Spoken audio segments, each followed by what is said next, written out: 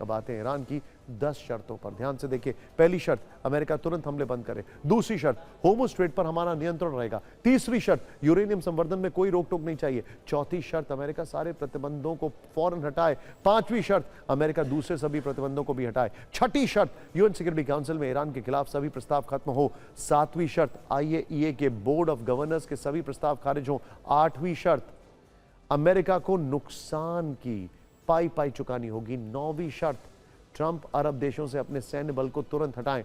और 10वीं शर्त थी, लेबनान में हिजबुल्लाह के ठिकानों पर भी हमले नहीं होने चाहिए। इस सब के बीच में आपको पता है क्या हुआ? सबसे बड़ी बात यह हुई, ट्रंप ने मोहम्मद बिन सलमान के लिए अपशब्दों का इस्तेमाल किया, ट्रंप ने मैक्रोन के लिए अपशब्दों का इस्तेमाल किया, ट्रंप ने नेटो के लिए अपशब्दों का इस्तेमाल किया। इससे ट्रंप की साख और गिर गई है और मिडल ईस्ट में भी उनका जो प्रभुत्व है वो कमजोर होता दिखाई दे रहा है। अब इस मामले में थोड़ा पेच है, क्योंकि सीज फायर के बाद इजराइल ने ईरान पर हमले भले ही रोक दिए हो, लेकिन लेबनान पर अटैक आज भी जारी है। विजुअल्स देखिए, लेबनान के तायर शहर पर इजरायली एयर स्ट्राइक देखने को मिली है। IDF के हवाई हमले में कई लोगों की मौत की खबर है। अल जजीरा की रिपोर्ट में इजरायली हमले का दावा किया गया है। तायर के अलावा इजरायल की सेना ने लेबनान के सिदोन, स्निफा और नेबातिये में भी हिजबुल्लाह के ठिकानों और मुख्य मार्गों पर हमला किया। इन हमलों के बाद लेबनान की आर्मी ने अपने लोगों के लिए दक्षिणी लेबनान न लौटने की एडवाइजरी जारी कर दी है। उधर नेतन्याहू ने भी लेबनान पर बड़ा बयान दिया है। उन्होंने कहा है कि ईरान ने सीजफायर में लेबनान शामिल नहीं किया। इजरायल लेबनान में ऑपरेशन को जारी रखेगा।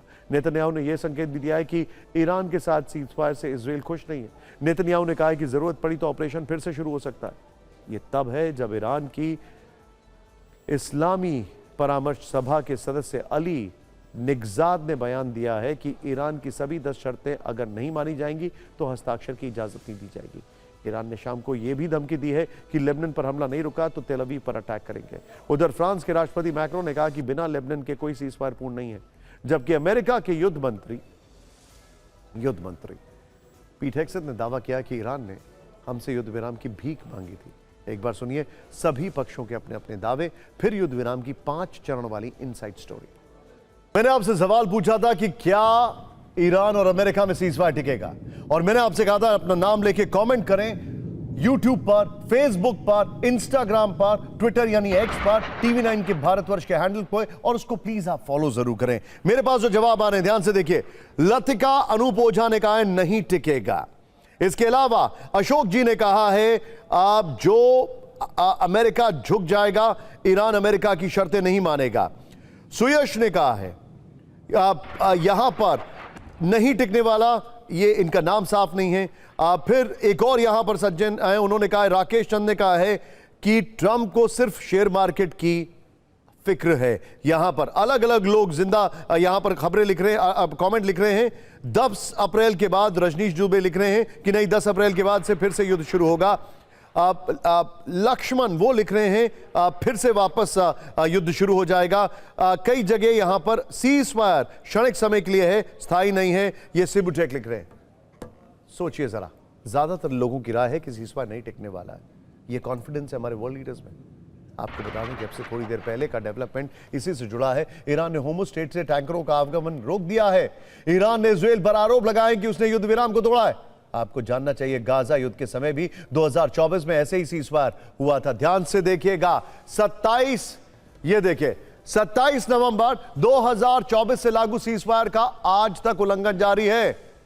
इजराइल की तरफ से अब तक 15,400 से ज्यादा बार सीजफायर का उल्लंघन किया गया है। 7,500 से ज्यादा एयर स्पेस उल्लंघन है। 2,500 से ज्यादा ग्राउंड उल्लंघन दर्ज किए गए। 500 से 700 तक एयर स्ट्राइक्स यानी औसतन रोज 2 इजरायली हमले होते हैं।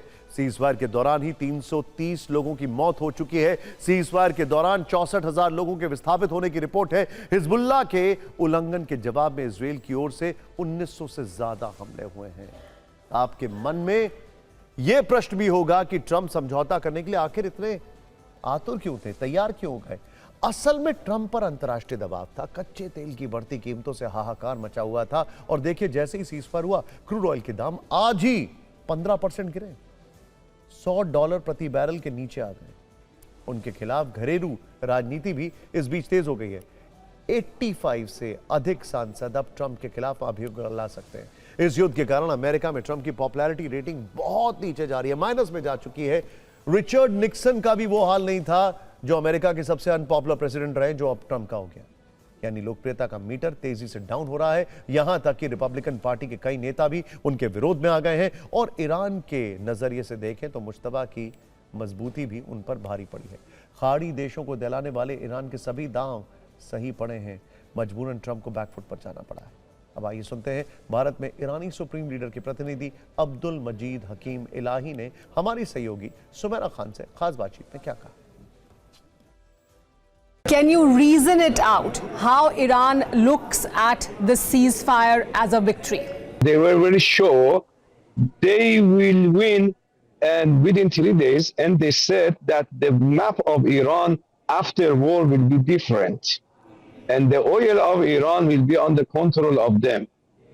And also they said they will win in this war and they will have a lot of achievements. They said that one, it will be within just only 3 days. Now, they were forced to stop the war and they accepted our conditions. As you know, in the beginning, they were saying that we want unconditional surrender and Iran should submit itself to us. But now we understood who submitted itself to Iran. And where is the unconditional surrender? Because of that, we believe that this is our victory